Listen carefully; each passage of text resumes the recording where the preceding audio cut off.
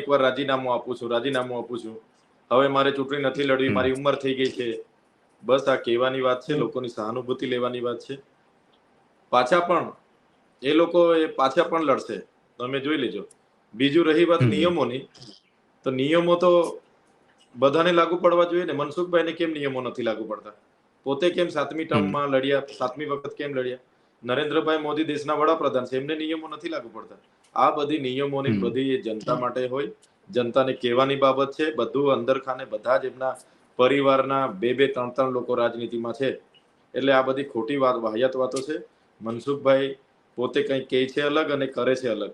એટલું જરૂર છે કે એમના પાર્ટીમાં કે એમના સંગઠનમાં એમનું કોઈ ચાલતું નથી, જેનાથી ભાઈ દુઃખી છે, એટલે આવું નિવેદન આપે છે. બીજું કંઈ છે નથી.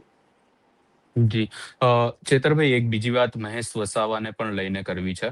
મહેશ વસાવા કોંગ્રેસમાં જોડાયા, લીંબડી, દાહોદનું લીંબડી છે ત્યાંથી જોડાયા, અને મહેશ વસાવા મોટા ઉપાડે જોડાઈ તો ગયા, પરંતુ હાલની જે પરિસ્થિતિ ડેડિયાપાડામાં જોવા મળી રહી છે, ભલે કોઈ પણ બાબત હોય, ભાજપે પણ રેલીઓ નીકાળી, તમે પણ રેલી નીકાળી રહ્યા છો, મહેશ વસાવા હજી સુધી નથી જોવા મળ્યા, કે ના કોંગ્રેસ જોવા મળી રહી છે, ના મહેશ વસાવા કોઈ પણ સ્થાનિક સ્વરાજ્યની ચૂંટણીને લઈને નિવેદન આપી રહ્યા છે.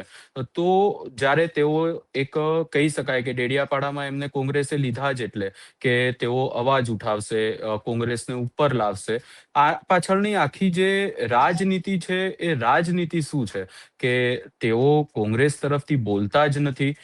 શું તેમનું સમર્થન ભાજપને છે, કે પછી આમ આદમી પાર્ટીને નુકસાન પહોંચાડવું છે, કે પછી એમની પોતાની જ રાજનીતિ કઈ ખબર નથી પડી રહી? હવે મહેશભાઈ વસાવા જે જનતા દળમાં હતા, બાદમાં બીટીપી પાર્ટી બનાવી, અમે બધા સાથે હતા. એમણે આગળ ભાજપ સાથે પણ ગઠબંધન કર્યું, કોંગ્રેસ સાથે પણ ગઠબંધન કર્યું, ઓબીસી સાથે પણ ગઠબંધન કર્યું, અને અમારી આમ આદમી પાર્ટી સાથે પણ ગઠબંધન કર્યું, અને પાછી આખી બીટીપી પાર્ટી લઈને પોતે લોકસભા વખતે ભાજપમાં જોડાઈ ગયા, અને પાછા હમણાં કોંગ્રેસમાં જોડાયા છે. એટલે મહેશભાઈ વસાવાનું રાજકારણ મને કઈ ખબર પડતી નથી. રહી વાત ડેડિયાપાડાની, તો ડેડિયાપાડાની જનતા, આદિવાસી સમાજ ખૂબ સારી રીતે જાણે છે કોણે શું કર્યું છે, અને એનો જવાબ આવનારી તાલુકા જિલ્લા પંચાયતમાં આપશે. મોટે ઉપાડે એ લોકો જોડાઈ તો ગયા અને કહી પણ દીધું કે ડેડિયાપાડામાં સુપડા સાફ થશે, આદિવાસી વિસ્તારમાં આમ આદમી પાર્ટીનું સુપડા સાફ થશે.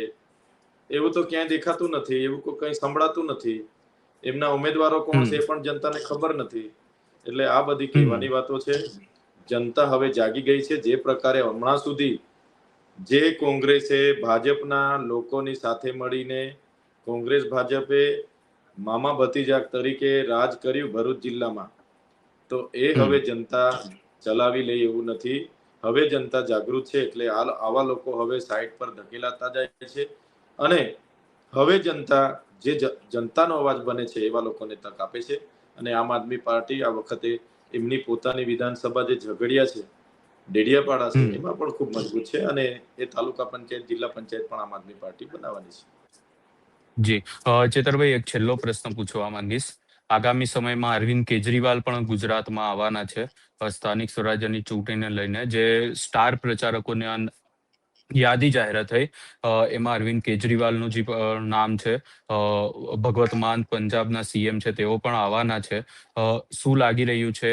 છેલ્લો એક પ્રશ્ન પૂછવા માંગીશ કે ગુજરાતની જનતાને શું કહેવા માંગો છો, અને ખાસ કરી અને આદિવાસી વિસ્તારમાં જે ભાજપનું સંગઠન છે એને પાછળ છોડી અને આમ આદમી પાર્ટી કેટલી આગળ આવી શકે છે?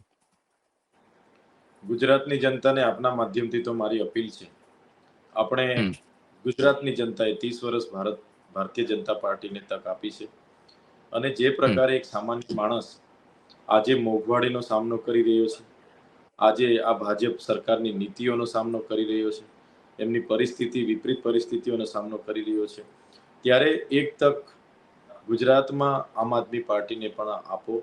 અને આમ આદમી પાર્ટી યુવાનોની પાર્ટી છે, આમ લોકોની પાર્ટી છે, અને લોકોની વચ્ચે રહેનારી પાર્ટી છે.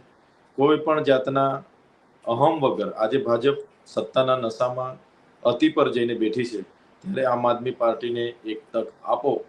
સ્થાનિક સ્વરાજ્યની ચૂંટણીઓ એ અમારા માટે સેમીફાઇનલ છે, અને આવનારી 2027 અમારા માટે ફાઇનલ છે. એમાં ગુજરાતની જનતા આમ આદમી પાર્ટીના ઉમેદવારોને એમનો આશીર્વાદ રૂપે જીત અપાવે એવી આપના માધ્યમથી અપીલ છે મારી.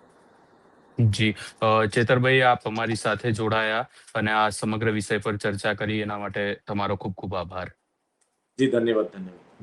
જી જેવી રીતે આપણે ચેતર વસાવાને પણ અહીંયા સાંભળ્યા, હવે જોવાનું રહેશે કે આગામી સમયમાં શું થાય છે અને ખાસ કરી અને જે આદિવાસી વિસ્તારનું રાજકારણ છે એમાં શું ગરમાવો આવે છે, કારણ કે આ જે આખી બાબતો એક પછી એક સામે આવી રહી છે. ખાસ કરી અને મનસુખ વસાવાની બાબત હોય કે મહેશ વસાવાની બાબત હોય, છોટાઉદેપુરના અનેક પ્રશ્નો છે અને ખાસ કરી અને ભ્રષ્ટાચારના પ્રશ્નો અનેક છે.